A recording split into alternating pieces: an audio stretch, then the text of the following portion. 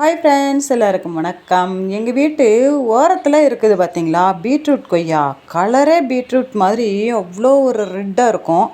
அதில் இன்றைக்கி பழம் பறித்து சாப்பிட போகிறோம். ரொம்ப குட்டியாக தாங்க இருக்குது. இது ஒட்டுச்செடியாக இருக்கிறதுனால நம்ம உயரத்துலேயே நம்ம பழம் பறிக்கலாம். பாருங்களேன், இதில் ஒரே 3 பழம் பழுத்திருந்துச்சு, 3 காய் வந்துருந்துச்சு. அதில் வந்து 2 ஒரு பாப்பா, பக்கத்து வீட்டு பொண்ணு ஒரு பழமும், பாப்பா ஒரு பழமும் சாப்பிட்டாச்சு. இது ஒன்று இருந்துச்சா, அதை இன்றைக்கி நான் பறித்து சாப்பிட போகிறேன். பாருங்களேன், எவ்வளோ சூப்பராக இருக்குது பாருங்களேன். பீட்ரூட் மாதிரியே இருக்கும் அதோட கலர். அப்படியே ரொம்ப ஆசையாக இருக்கும். செம்ம டேஸ்ட்டாக இருந்துச்சு.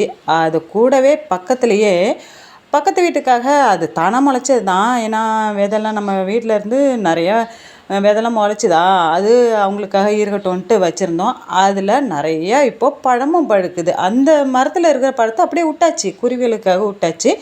சும்மா கொஞ்சம் கொஞ்சம் எடுத்துக்கிறது. நிறையா பழம் பழுத்துருக்கு. இது எப்போவுமே காய்ச்சிக்கிட்டே இருக்குது. பாருங்களேன், சூப்பராக பழம் பழுத்துருக்கு பாருங்களேன். அதில் ஒரே ஒரு பழம் எடுத்துக்கிட்டு வந்தாச்சு. நம்ம தண்ணி விடுறது மட்டும்தாங்க வேலை.